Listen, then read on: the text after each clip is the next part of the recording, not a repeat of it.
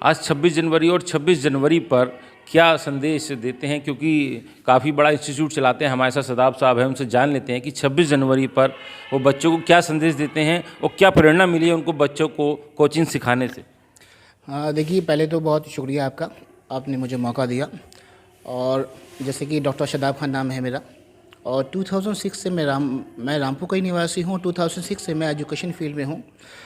हमारा फील्ड थोड़ा डिफरेंट है।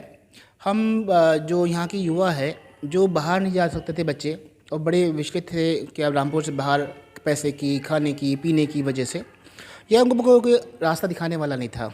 ऐसे में एक हमने चिराग जलाया जिसका नाम MIMT है, जो कि मध्य एजुकेशन वेलफेयर सोसाइटी के अंतर्गत आता है। हमने रामपुर के युवाओं को विभिन्न क्षेत्रों में हमने वोकेशनल ट्रेनिंग देने की कोशिश की गई है और उनको अपने पैरों पर खड़ा करने की कोशिश की गई है। और काफ़ी मात्रा में हमारे बच्चे अच्छे प्लेस्ड हैं, आज बड़ी अच्छी पोस्टों में हैं। कई बार हमें दिखता भी नहीं, अचानक आते तो बड़ा हमें खुशी महसूस होती है। आज का पर्व बहुत अच्छा पर्व है। ऐसे मौके पे आपने मुझे मुलाकात हो रही है, ये गर्व का पर्व है, ये आपके लिए भी और मेरे लिए भी, क्योंकि हम दोनों भारतीय हैं। और ये भारतीय, मगर आज हम कितने खुशहाली से दे रहे हैं कि हम भारतीय हैं। बड़ा एक वर्ड दे दिया हमने, मगर इस वर्ड के पीछे कितनी जानें गई हैं, कितना बलिदान किया है, कितनी तकलीफ़ें झेली हैं, क्या हमें पता है? नहीं पता है, या पता है कुछ लोगों को, मैक्सिमम लोगों को नहीं पता। जिस तरीके से हमारे माँ बाप ने पूरी ज़िंदगी लगा दी कुछ करने में, और हम शायद महसूस भी नहीं करते कि उसके पीछे कितनी परेशानियाँ हुई होंगी। इस तरीके से हमारे देश ने कितने बलिदान, देश की आज़ादी के लिए कितने बलिदान दिए गए थे, हमें अपने बच्चों को बताने का फ़र्ज़ है। वो हमारे अपने फैमिली के बच्चों को भी, और जो हमारे यहाँ ट्रेनिंग लेते हैं वो भी हमारे ही बच्चे हैं। क्योंकि जैसे यहाँ पर कुछ बच्चे ऐसे हैं जो कि हॉस्टल में रहा करते हैं और सब गरीब परिवारों से हैं, तो फिर भी एक अमीर बच्चा होता है तो एक इंग्लिश मीडियम में चला जाता है, जो उसका कॉन्फिडेंस लेवल हाई होता है। और जो कमज़ोर बच्चा होता है उसको एक सहायता चाहिए, एक रास्ता चाहिए, एक उम्मीद चाहिए, एक किरण चाहिए। मेरा कोशिश रहती है कि इन बच्चों को हम एजुकेशन के साथ साथ कोई एक्स्ट्रा एक्टिविटीज़ हैं वो भी कराई जाए।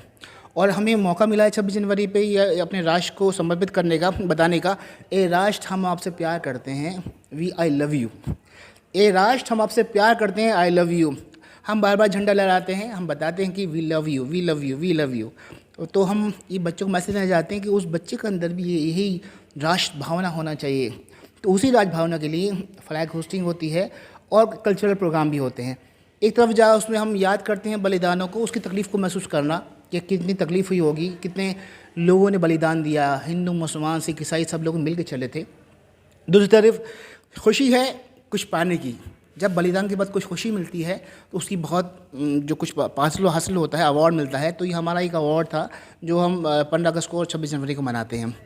हमारा संविधान बना जिसमें राइट बताया गया है कि हम एक हैं, हम प्यार से रहेंगे।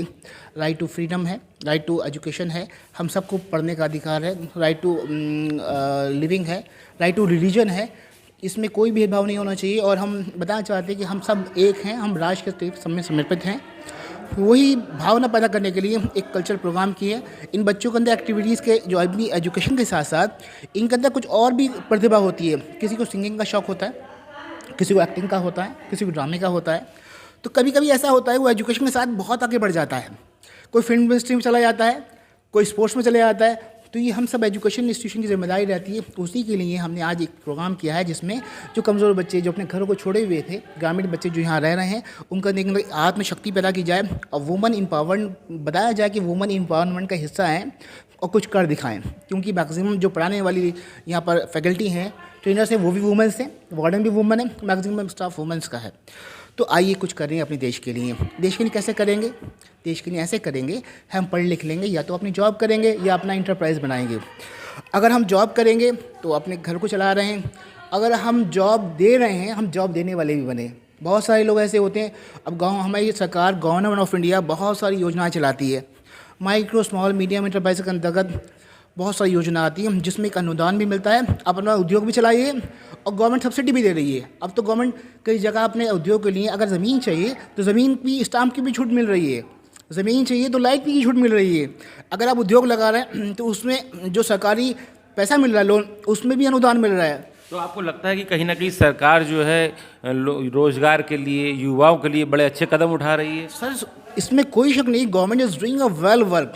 हम जितना भी शुक्रगुजार हों गवर्नमेंट का, मतलब गवर्नमेंट बहुत कुछ कर रही है, मगर जिनको इन्फॉर्मेशन है उसको अवेल कर रहे हैं, जिनको इन्फॉर्मेशन नहीं है वो अवेल नहीं कर पा रहे हैं। एक बड़ा युवा हमारा जो हज़ारों लाखों करोड़ों बच्चे ग्रेजुएशन करके निकल रहे हैं, तो उनको नहीं गवर्नमेंट बहुत सारी पॉलिसी ले रही है, जो वो निकल रहा है बल्क में, उसके आगे वो प्लानिंग कर रहे हैं। स्टार्टअप योजना है, स्टैंडअप योजना है, प्रधानमंत्री योजना है, स्वरोजगार योजना है, उद्योग की योजना है। मतलब अब विभिन्न जो मिनिस्ट्रीज़ हैं विभिन्न योजनाएं ला रही हैं, फंड्स मिल रहे हैं, लोन मिल रहे हैं, आपकी बेनिफिट्स मिल रहे हैं, और एजुकेशन कहीं फ्री मिल रही है, कहीं इनको हायर एजुकेशन के लिए बेनिफिट्स मिल रहे हैं।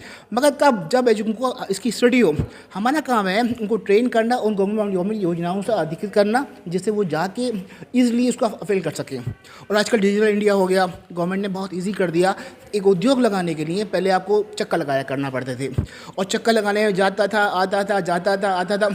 अब उसको ई उद्योग के आधार पे आपके पास आधार होना चाहिए, ऑनलाइन आधार वेरिफिकेशन होगा, और आपका 1 हफ्ते के अंदर आपके पास MSME का रजिस्ट्रेशन हो जाएगा। बहुत सारे रजिस्ट्रेशन होते हैं, जब हम शुरुआत करते हैं छोटे लेवल से करते हैं, तो छोटे लेवल का रजिस्ट्रेशन आपको 1 हफ्ते के अंदर आपके पास आ जाएगा। उसको रजिस्ट्रेशन कराइए, लगाइए, उसको GST रजिस्ट्रेशन करा लीजिए, बस काम स्टार्ट कर दीजिए। गवर्नमेंट बहुत काम कर रही है। और मैं ये कहता हूँ बच्चों से, न कर तकदीर से शिकवा मुकद्दर आज़माता जा, न कर तकदीर से शिकवा मुकद्दर आज़माता जा, मंजिल खुद ब खुद मिलेगी, कदम आगे बढ़ाता जा, और राष्ट्र की उन्नति का हिस्सा बनता चला जा। तेरा भी फ़ायदा होगा, देश का भी फ़ायदा होगा।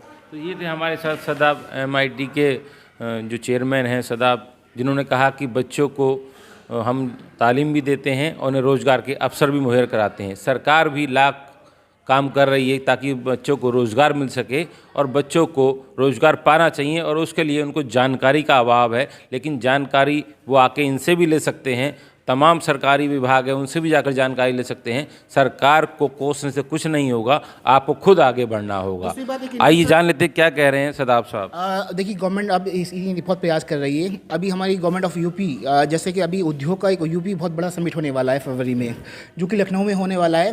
उसके लिए बहुत बड़े पैमाने पर यूपी में तैयारी हो रही है। जहाँ तक मेरी स्टडी है, मैं ऑनलाइन स्टडी करता रहता हूँ विभिन्न देशों। रामपुर में भी अभी समिट हुआ, उसमें बहुत सारे लोगों को इन्वाइट किया गया, और बहुत सारे लोग आए कि हम तैयार हैं, हमें अपॉर्चुनिटी दीजिए, हम तैयार हैं रोज़गार लगाने के लिए। रामपुर में रोज़गार के लिए अवसर बढ़ रहे हैं, और रामपुर के साथ साथ पूरे यूपी के अंदर सभी डिस्ट्रिक्ट में ऐसे प्रस्ताव आए, और एक बड़ा प्रोग्राम होने जा रहा है यूपी समिट, जो कि उसमें होने वाला है फरवरी में। तो government is doing a lot of work. हमें जब तक हम बेचैन नहीं होंगे ना, नोबडी कैन हेल्प। गवर्नमेंट बहुत काम कर रही है और आपको सुविधा दे रही है। जब तक बच्चे के अंदर वो विल पावर नहीं होगी तो फिर हेल्प कौन करेगा? तो विल पावर बच्चों को पैदा करना है। अपॉर्चुनिटी बहुत है हमारे देश में। जो 2-2, 3-3 करोड़ को लोग मुल्क हैं, वो अपना को मैनेज नहीं कर पाते हैं। यहाँ 125 करोड़ 140 करोड़ लोग होने के बाद भी इतना हम सक्षम हैं करने में। हमारे देश में बहुत संभावना है।